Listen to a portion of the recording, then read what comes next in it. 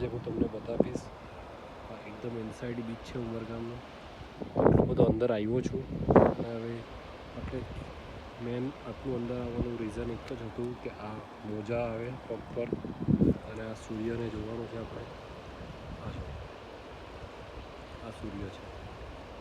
જો આટલી વાર હું ઊભો રહ્યો મને પાણીએ કેટલો અહીંયા સુધી કવર કર્યો છે.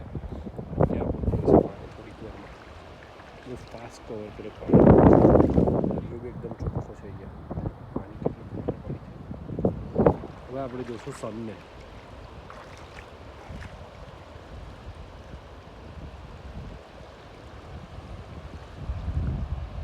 અને મોજામાં મને કેટલા મજા આવશે પગમાં મસ્ત.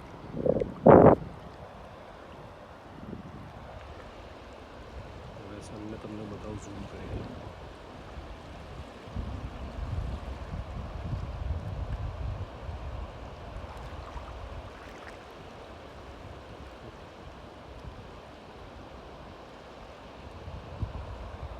કેટલું પીસ છે નથી.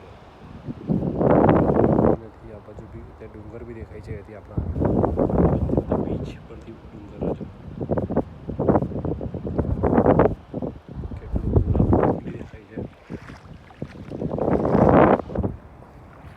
જો હવે સનને જો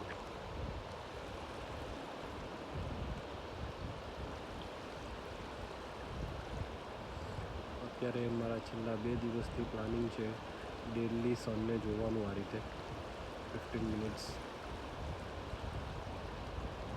સનને હવે ફ્યુચર પ્લાન છે આપણો સન ઉગે એ બી જોવાનું છે. એટલે જલ્દી ઉઠવું પડશે અને સૂર્યદેવના દર્શન કરવાના. ઉઠીને સવારે ઉઠે ત્યારે બી એની સાથે 15 મિનિટ સનની સાથે રહેવાનું અને અત્યારે બી 15 મિનિટ સાથે રહેવાનું. અને જોવાથી આપણું માઇન્ડના બધા પ્રોબ્લેમ સોલ્વ થઈ જાય. જ્યારે સનલાઇટ થોડો હાર્ડ હોય 10-15 મિનિટ પહેલાં આ જો હવે તમે વેલકમિંગ છે આ દરિયાથી સનને જોવાનું.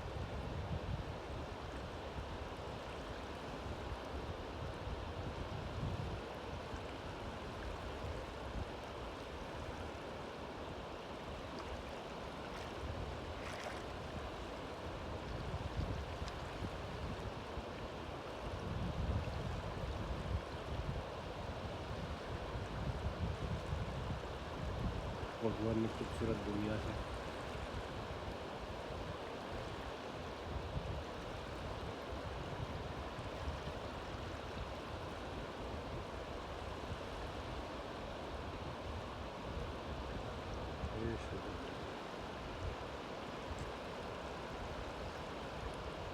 જો આટલું સનને જોવામાં હું પાણીમાં ઊભેલો છું એટલે પાણી થોડુંક કરીને હવે અગાડી પહોંચી જશે. સીધું ત્યાં સુધી પહોંચી જશે પાણી.